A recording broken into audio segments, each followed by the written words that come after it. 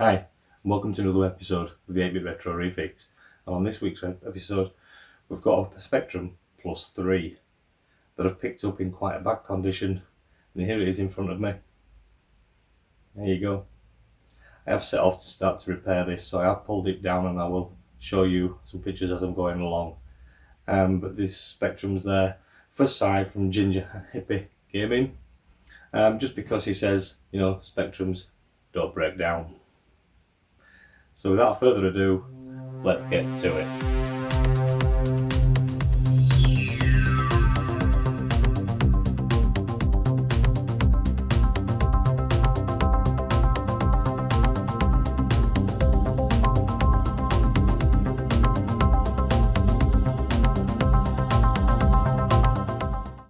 So this is how I received the unit. I didn't think the packaging was over fantastic. It could have been really packed up a lot more. A little bit of tape and this wrapping tape around it.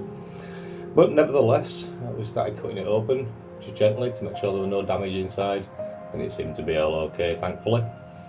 As you can see, it's quite dirty. There's all the dust around the top. It's got paint splatters all over, especially up that right top area there around the Spectrum.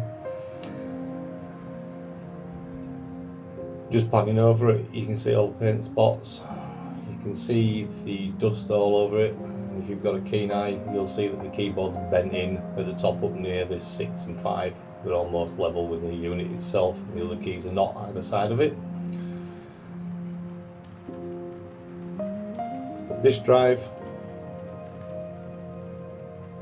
as I said, there were a disc in it, so that was quite lucky because I don't have any discs for these.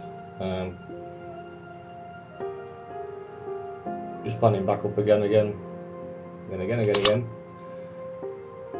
that bend in the board there, look, with the top. So we're going to have to address that when we get inside it.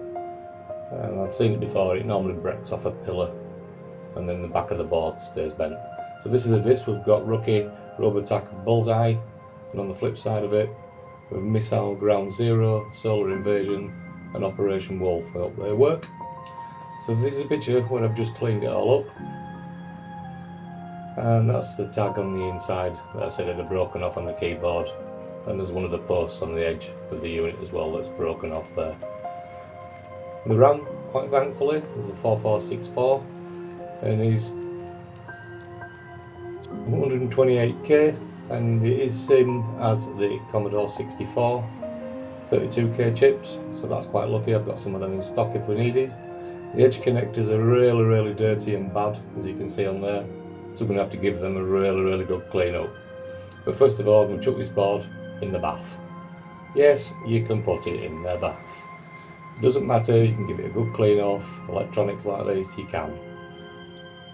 Make sure it's dry when it comes back out. So we strip the keyboard down. I've taken the two keys off already and it's dirty. Into the bath that goes as well. So give them all a really good screw up, along with all the keys around the edges. Make sure the board's completely dried off, every single little bit of water's gone.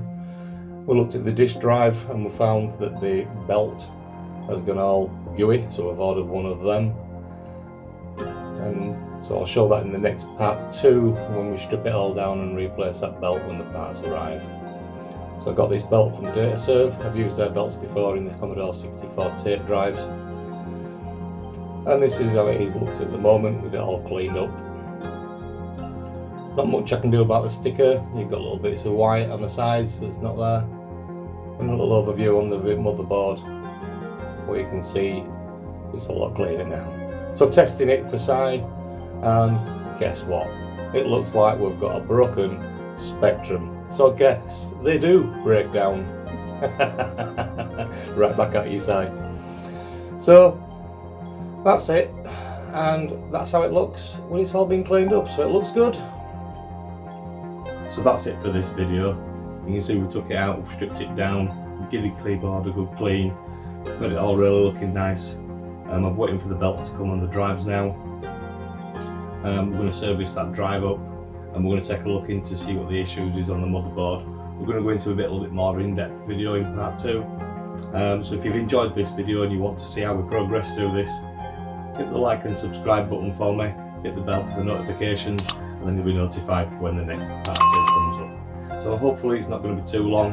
I'm getting the parts coming this week, so fingers crossed by next Saturday, Sunday-ish, I should have a little bit more of a part 2 video coming up. So thank you very much again for watching another episode of the 8-Bit Retro Refix, and we'll see you on the next one.